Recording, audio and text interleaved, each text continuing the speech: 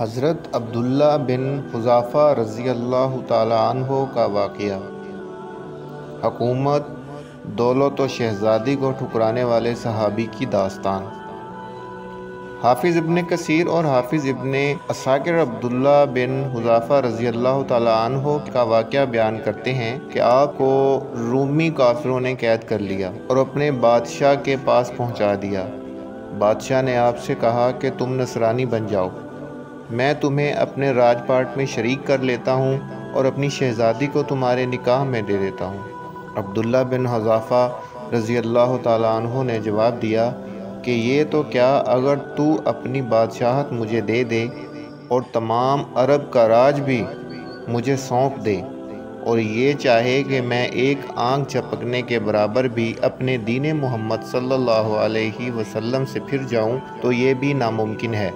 بادشاہ نے کہا پھر تجھے قتل کر دوں گا۔ حضرت عبداللہ بن حذافہ رضی اللہ تعالیٰ عنہ نے جواب دیا کہ ہاں، یہ تجھے اختیار ہے۔ چنانچہ اسی وقت بادشاہ نے حکم دیا اور انہیں صلیب پر چڑھا دیا اور تیر اندازوں نے قریب سے باحکم بادشاہ ان کے ہاتھ، پاؤں اور جسم چھیدنا شروع کر دیے۔ بار بار کہا جاتا کہ اب بھی نصرانیت قبول کر لو، اور آپ پورے صبر و استقلال کے ساتھ فرماتے جاتے تھے کہ ہرگز نہیں۔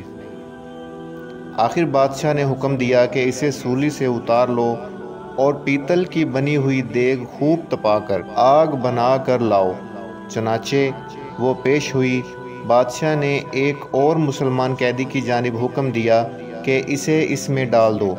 اسی وقت حضرت حذیفہ رضی اللہ تعالیٰ عنہ کی موجودگی میں آپ کے دیکھتے ہوئے اس مسلمان قیدی کو اس میں ڈال دیا گیا۔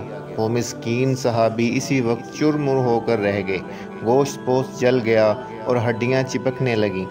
پھر بادشاہ نے حضرت عبداللہ بن حذافہ رضی اللہ تعالیٰ عنہ سے کہا کہ دیکھو، اب بھی وقت ہے، بات مان لو اور ہمارا مذہب قبول کر لو، ورنہ اسی آگ کی دیگ میں اسی طرح تمہیں بھی ڈال کر جلا دیا جائے گا۔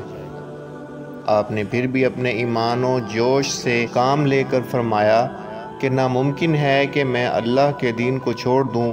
اسی وقت بادشاہ نے حکم دیا کہ انہیں چرخی پر چڑھا کر اس میں ڈال دو۔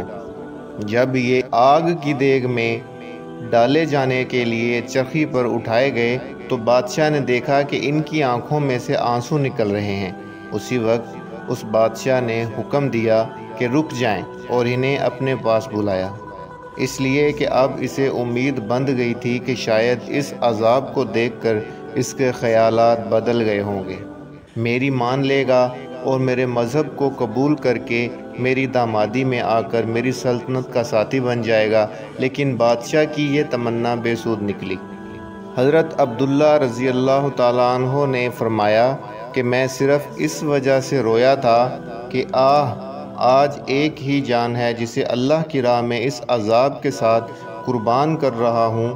کاش میرے روئیں روئیں میں ایک ایک جان ہوتی تو آج میں سب جانیں اللہ کی راہ میں ایک ایک کر کے فدا کر دیتا۔